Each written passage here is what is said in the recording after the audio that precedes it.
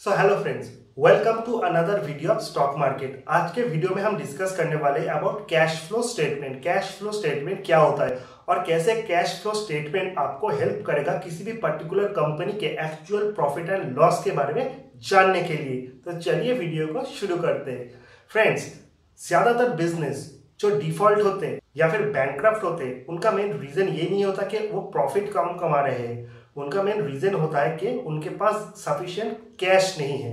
Cash flow statement हमें किसी भी पर्टिकुलर कंपनी के cash inflow and cash outflow के बारे में डिटेल्स जानकारी प्रोवाइड करता है। कैश फ्लो और प्रॉफिट एंड लॉस स्टेटमेंट के बीच सबसे बड़ा डिफरेंस यही है, किसी कंपनी ने एक्चुअल कैश कितना जनरेट किया एंड क्या किसी कंपनी ने अपने प्रॉफिट को कैश में कन्वर्ट किया या फिर नहीं किया।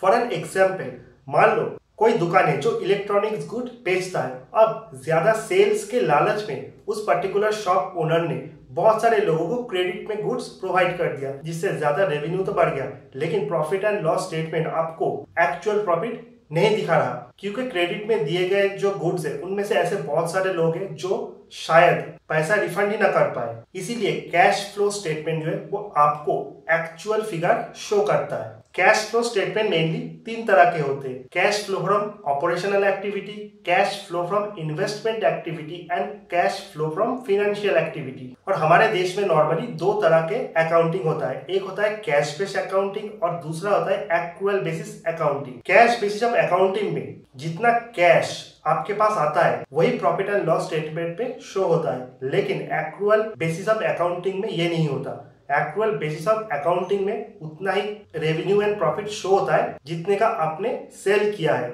अगर वो कैश अभी तक आपके पास आया भी नहीं तो भी एक्चुअल बेसिस ऑफ अकाउंटिंग में ये शो नहीं होता। और हमारे देश में मैक्सिमम कंपनीज जो है वो एक्चुअल बेसिस ऑफ अकाउंटिंग को फॉलो करते हैं।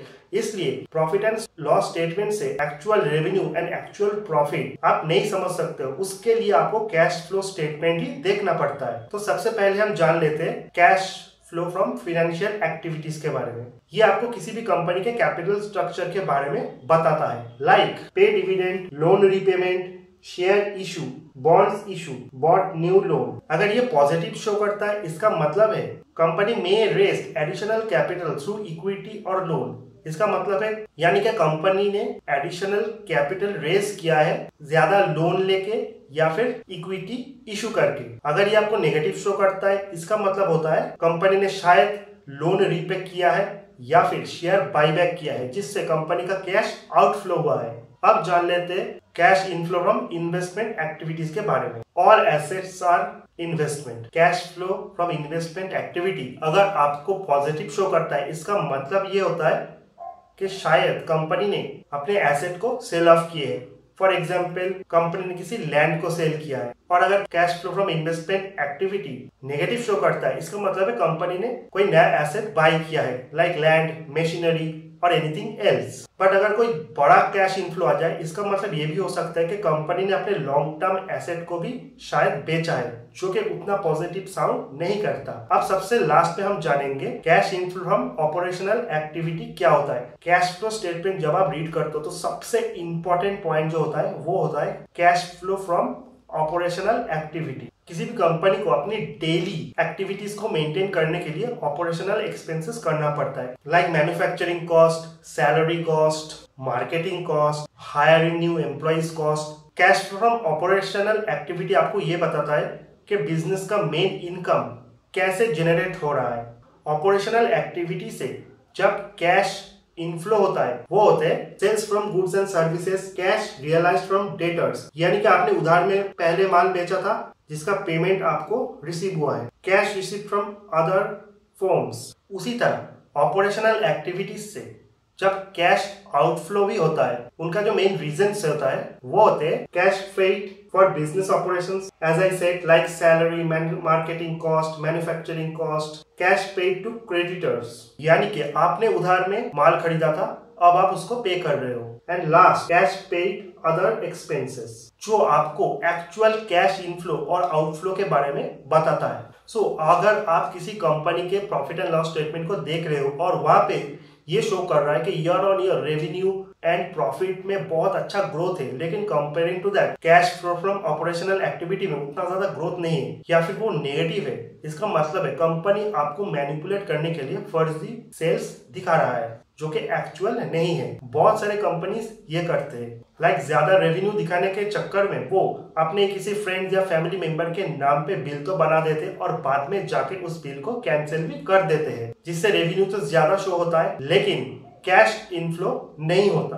किसी भी कंपनी का नेट प्रॉफिट का कितना कैश फ्लो में कन्वर्ट हो रहा है उसे जानने के लिए एक रेशियो कैलकुलेशन करना पड़ेगा।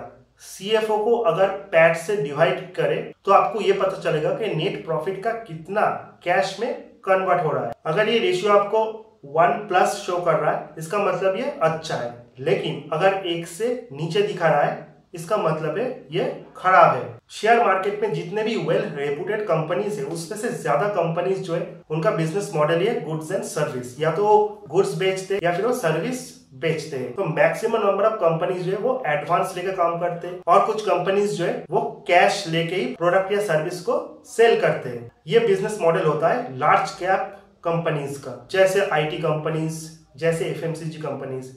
लेकिन कुछ कंपनीज ऐसे होते हैं from small caps, from mid caps, जो कि ज्यादा रेवेन्यू दिखाने के चक्कर में शॉर्ट टर्म या लॉन्ग टर्म क्रेडिट पे गुड्स एंड सर्विस को सेल तो कर देते हैं, लेकिन उसमें से बहुत सारा अमाउंट जो है उनको वापस रिफंड नहीं मिलता, जिससे उनका प्रॉफिट तो बढ़ता है, उनका प्रॉफिट एंड लॉस स्टेटमेंट में अच्छा इंपैक्ट तो पड़ता है, लेकिन कैश फ्लो स्टेटमेंट में अच्छा इंपैक्ट नहीं पड़ता। सो जब भी आप किसी कंपनी का profit and loss statement analysis कर रहे हो तो एटलीस्ट 5 साल का स्टेटमेंट आपको देखना चाहिए। 5 साल का रेवेन्यू, नेट प्रॉफिट के साथ आपको cash flow from operational activities को भी कंपेयर करना पड़ेगा, क्योंकि अगर आप सिर्फ 1 साल का परफॉर्मेंस देखते हो तो उससे आपको एग्जैक्ट आउटलुक नहीं मिलेगा। मिनिमम 5 साल का स्टेटमेंट अगर आप एनालिसिस करते हो उससे ही आपको एग्जैक्ट आउटलुक मिलेगा और आप किसी कंपनी के बारे में एग्जैक्ट डिसीजन भी ले सकते हो। बट कुछ बिजनेस मॉडल्स ऐसे भी होते हैं जो कि लॉन्ग टर्म होते हैं, जैसे कि रियल एस्टेट एंड इंफ्रास्ट्रक्चर